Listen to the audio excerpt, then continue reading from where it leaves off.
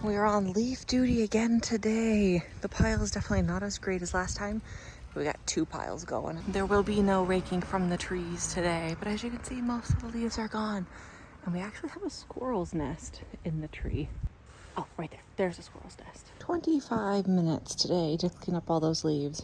Not bad. I have to say, my urn is looking fantastic. It's not in its final spot just yet because I have to water it, but it's looking great. Welcome back to Listen, I Have an Idea. Today I am in the car driving. As you can see, I am on my way to go pick up my coworker. We are doing our annual escape room night. At the end of the busy season every year, my coworkers and I, we get together, we go do an escape room. We usually go out for supper or ice cream or something like that afterwards, and we just have a good time. So that is slated for today. This escape room that we are going to, we have been to 2 other rooms there. This is the 3rd and they have 4 altogether. I'm really looking forward to it. The theme of it is speakeasy, and the first room we ever did at this place had a secret basement that we had to get to underneath a carpet. So I'm really hoping that with theme speakeasy, we are going to be able to get a basement of some kind in this escape room. So we will see. I will not be filming any of the escape room. Obviously, you're not allowed to film it, but I'm not going to be putting my coworkers online. Other than that, we are going to have a fantastic time working our creative muscle a little bit. And that's the plan for today. I have not written anything just yet. The reason being is that I have been busy doing chores today. Sunday is my reset day. So I raked some leaves today. I washed the floors. So we are looking good in terms of how today is shaping up. Later on this evening, I will write. We're going to get those creative juices flowing though. So I'm looking forward to it. Let's go have a wonderful time, and I will check in with you afterwards. All right, we are done the escape room. It was a lot of fun. Technically, we did not win, but we got out of the escape room maybe like 20 seconds after the alarm at the very end ended. All we had to do was turn one little dial, get the key, and unlock the door, and that was it. We ended up going out for coffee afterwards, and it was a very lovely time. I just finished dropping off my coworker, and now I am on my way home. It is currently 5:15, so that means it's dinner time, and then it is writing time. So I will update you guys once I am home and after I have eaten. I am back and about to get writing, but I realized a little bit ago that I haven't responded to any comments in a couple of days, and I haven't even checked. I am so sorry, guys, for leaving you hanging. So I just spent about half an hour going through and responding to a bunch of people, and I noticed that not only have we gotten more song suggestions for our playlist, but Avian's been asking a bunch of questions that I've completely missed. I am so sorry. Not only will I respond to them on all the videos, but I can respond to a couple of them here. So for our song suggestions, we have Nikki recommending Above and Beyond by Audio Machine, Homeland by Hans Zimmer, and Test Drive by John Powell, which if you don't know, Test Drive is from the How to Train Your Dragon soundtrack. Of course, all 3 of those have gone onto the playlist, but I have to talk about Test Drive. My local write-in group has a long history, a big discourse, if you will, with the How to Train Your Dragon soundtrack. Since the very first write-in that I went to, everybody mentioned there that that was one of their favorite soundtracks to write to, specifically the first movie, and Test Drive, obviously. In the past year and a little bit, Test Drive kind of blew up online on TikTok. People really were giving it the kind of kudos it deserved. And ever since then, my local writing group listens to it at least once a year, and we talk about it all the time. It's a fantastic soundtrack to listen to, and anything by Hans Zimmer is an automatic green light for me on a writing playlist. I particularly like his Planet Earth #2 album.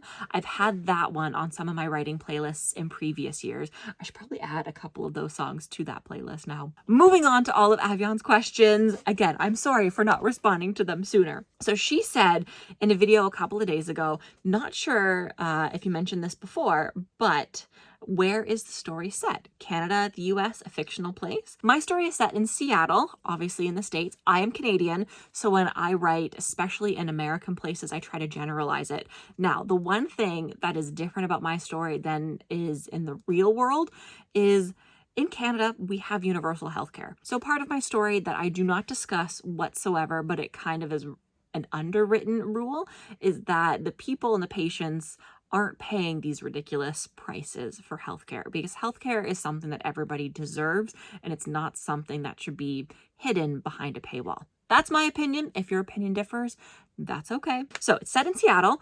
I picked this because of the Grey's Anatomy vibes, of course, but also I was just feeling a vibe when I was dreaming about this story that it had to be set in a place where it wasn't sunny all the time. So Seattle was that place. Plus it was going to be a big city. I knew that because in the dream, the particular office that Nate and Mara were in was in some kind of high rise and you could see other taller buildings in the back. Very cryptic dream, but I figure Seattle fits the bill. The next question comes from a couple days ago when it was my mom's birthday, and she asked, did your mother's birthday party inspire any similar scenes in Paging Dr. Lonely, like his niece's or her daughter's birthday, especially if they just had a fight and must attend the event and be forced to see each other and be happy for the kid's sake? No, it did not. In my book, there is no third act breakup. Technically, there is a little bit of a pause because a death happens, and so of course they're going to take their time, not necessarily apart, they're still going to support each other, but there is no third act breakup. Like, they are smitten for each other pretty much from first meeting each other. And actually, there is no birthday party that takes place for any of my main characters. There is a birthday party that happened earlier on in the book, but it was for one of Cassie's friends, and it was just like a subplot that happened over the course of a chapter, and it wasn't like a big deal. But no, there is no big birthday that happens. All right, and then her last question was, she said, I often talk in my videos about time-lapsing. Would you mind explaining the process in an upcoming video? It sounds fascinating. Time-lapsing for me is just me setting up my phone on the time-lapse setting, sitting down and typing. The way that I do this is I have my tripod with a little ring light in front of me. It's an all-in-one stand. And then to my immediate left, I have a second tripod. This one is just a little guy. And it has this attachment on it that fits my phone. So I set it to the side in a very nice place. It's at just a perfect angle. It sits right above my eye line and it gets an overview glimpse of my desk. Now I have two monitors. As you see in all of my time lapses, I have my main one that I'm typing on and the one immediately to my right that I always put the clock on. That way you guys can see the time of exactly how long these time lapse take. Especially since in time lapsing, it's kind of hard to tell you exactly what time it is. So that there so you guys can keep track as I'm writing. And so I can also keep track myself. The other thing about time lapses is I treat them as one singular writing sprint. So when I am here at my desk, I don't necessarily have a time in mind. I just have more of a natural pause, a natural break. If I see myself pausing for too long, I will end the time lapse, do a little bit of an update, and then either take an actual break or continue writing right after that. I try to get as much writing done as one particular time lapse as possible. So that's why sometimes you will see only one time lapse and me get all of my words done in one sitting. Hopefully that answers your question. Now, that being said, it's time to write. It is currently 10 p.m. Of course, I'm leaving it to the last minute again. We have no words thus far. So that means 2 hours, 1,600 words. Will we make it? Yes, we will. Let's get started.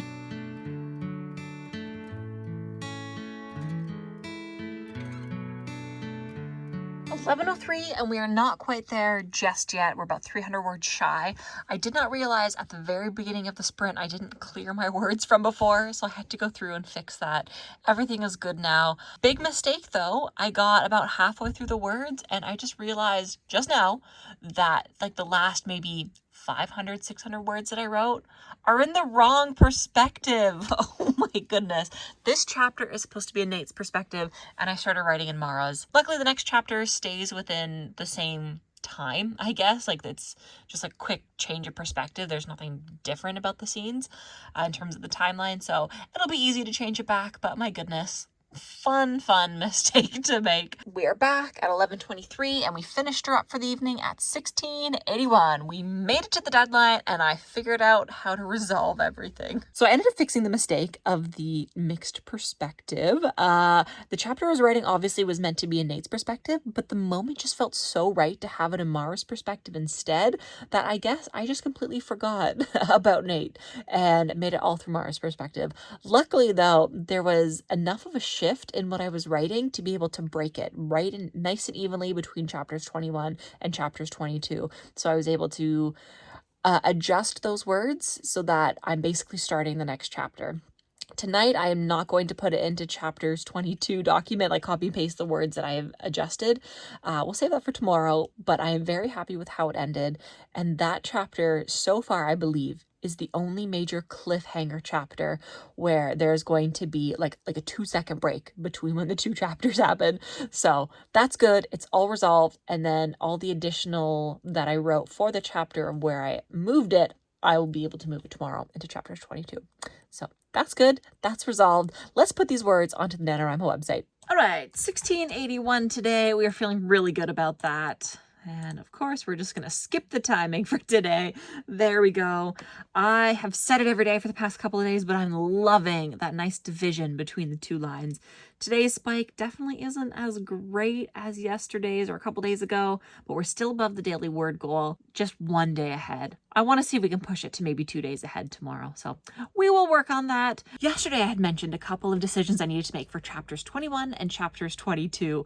Now, here is the dilemma that I'm facing right now. I originally had 2 different plans for these chapters. The original one that I wrote before NaNoWriMo 2022, and then one that I created midway through the month, maybe closer towards the end, where the first one is definitely not the route that I'm going to be taking. I'm definitely going with the second option, but now I have the option, and I wrote it this way, that I could either keep the book closed door or make it open door. And I don't know which one I want. So far, the tension between the two characters has been everything I wanted and more. So that's why I'm maybe leaning more towards open door. But I don't know if that's what I want to write. So we're going to have to see where we take it. So far, nothing's actually transpired. If anything will transpire, it'll be in chapter 22. So we'll see what I get up to tomorrow and how spicy we're going to be making this next writing session. Your thoughts and opinions are very much wanted. Please let me know what you think about changing this from something that was closed door to open door. I know open door is not everybody's cup of tea, but when you're writing in the romance genre, a lot of the times people almost expect it. So that's the dilemma I'm facing right now. Again, thank you for your thoughts and your comments. I would really appreciate it. Okay, that is it for me today. I'm done writing. I have put enough creativity into this for today. I'm feeling like we're leaving it at a really good spot though. Okay, thank you guys so much for watching, and I will see you tomorrow with another writing vlog. Until then, happy writing. Bye.